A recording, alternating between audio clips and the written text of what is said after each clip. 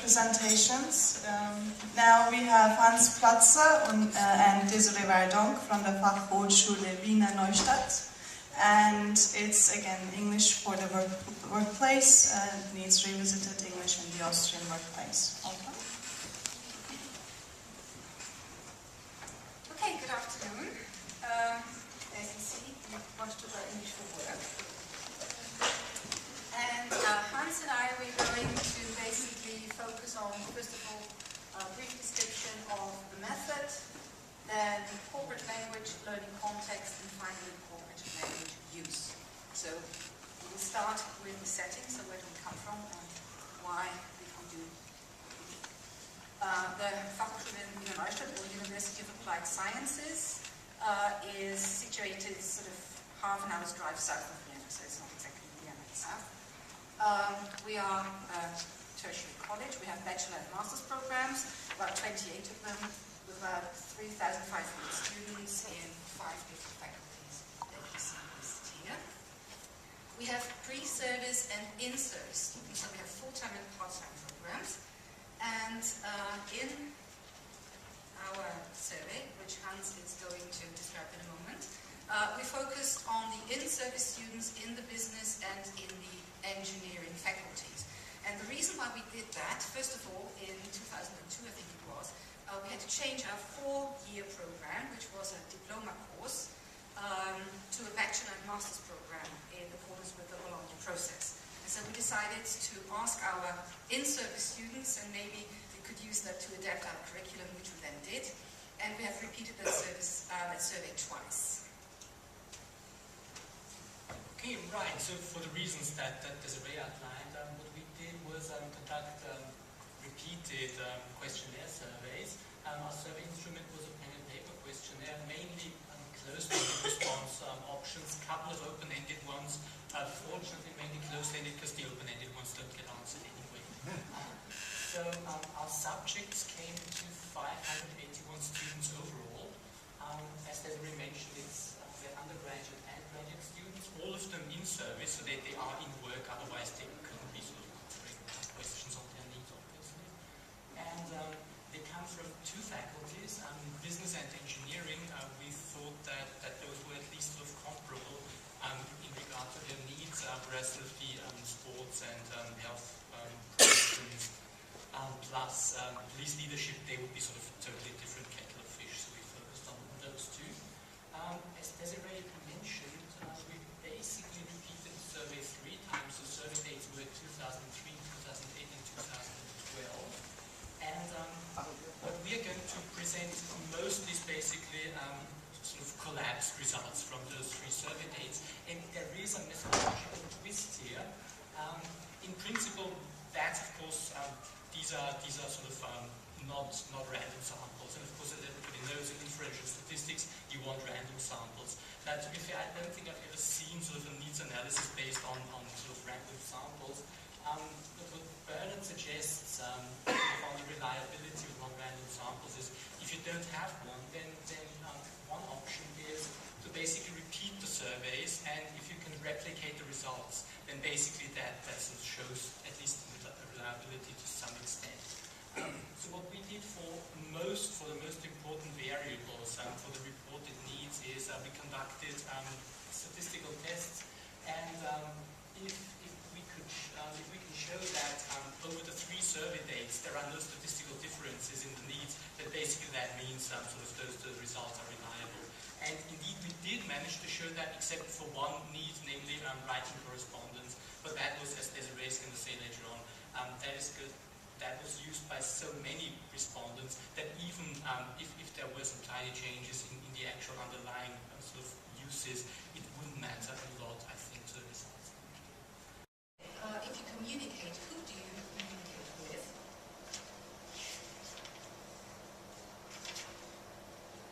I'm going to leave that out for the moment because we don't have enough time for that. Because this actually leads us to the next question.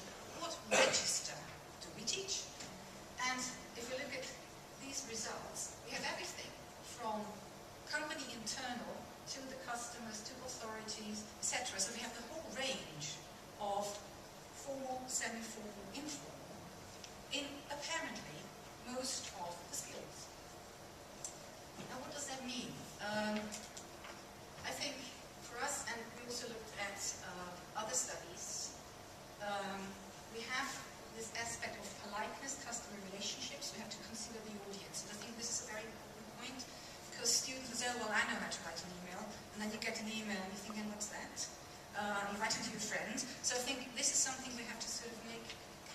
our students that there is a wide range in writing emails or in speaking. Now, this one was interesting because we looked at the differences between the engineering and the business students. I mean, the first two, surprise, reading and writing technical descriptions. But here, red ones are the engineering students.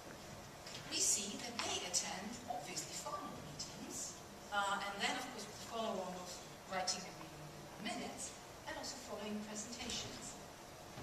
And that we found particularly interesting because that was really unexpected from our experience.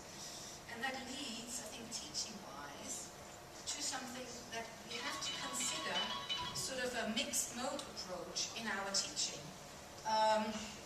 So, for instance, spoken and written communication is totally intertwined and not teach it separately, but bring it together.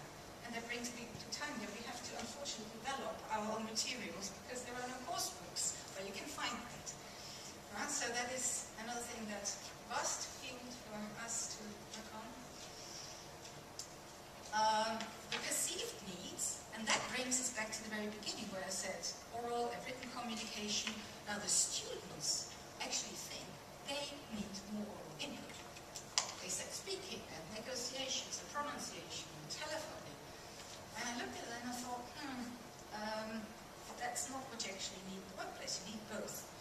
I think here that we're looking at a psychological aspect because this is direct communication.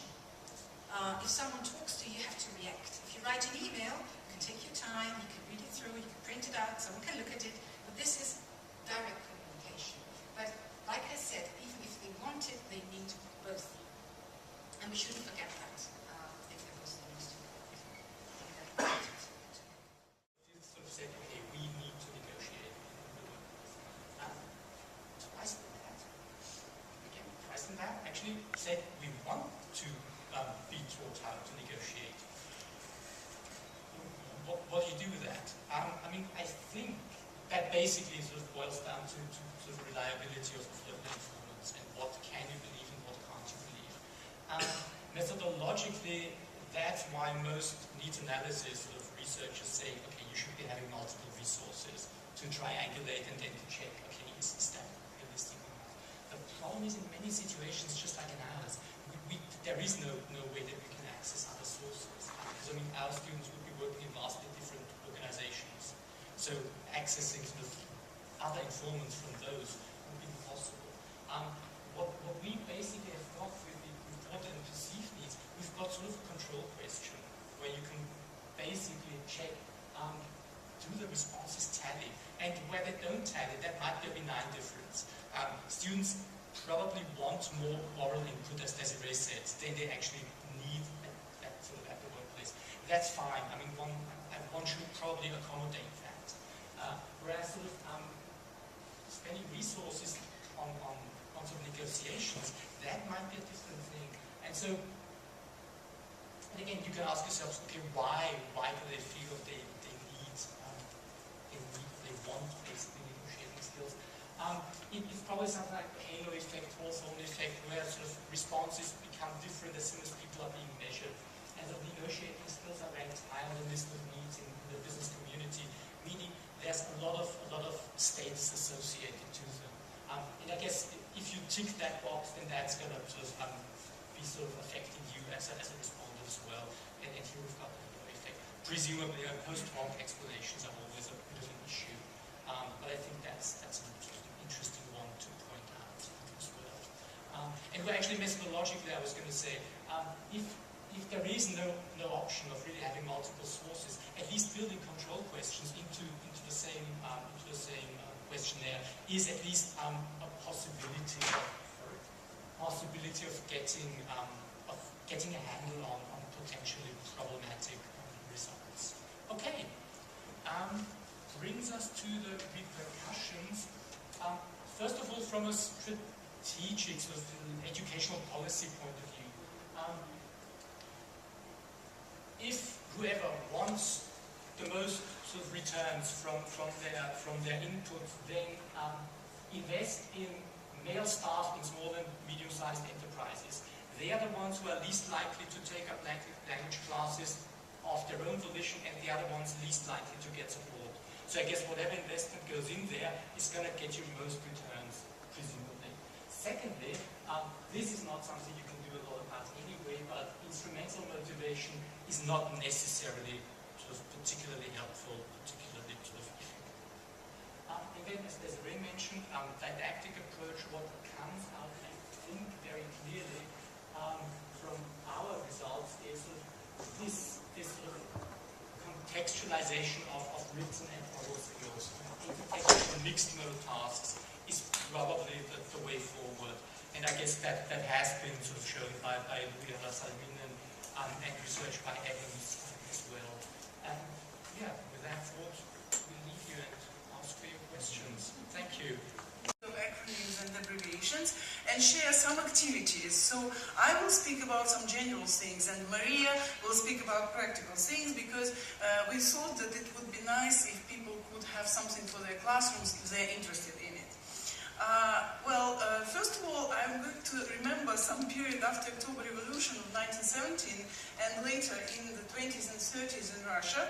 And Russia witnessed the emergence of an enormous number of abbreviations and acronyms due to the fact, probably, to the emergence of new organizations, concepts, etc.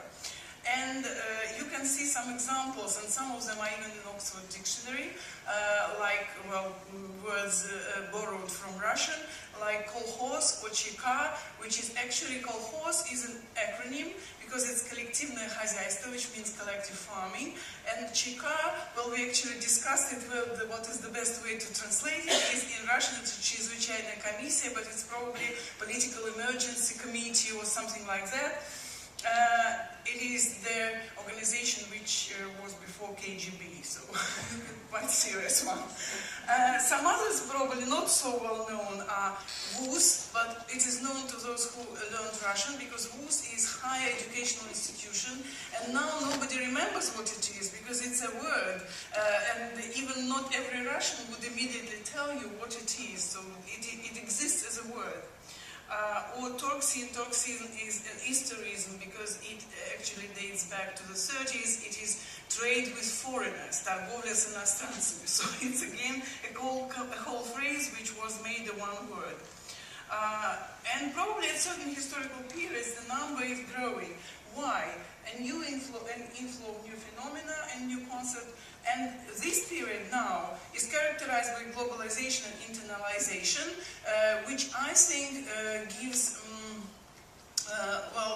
gives grounds to a lot of concepts that are in common quickly in many countries of the world.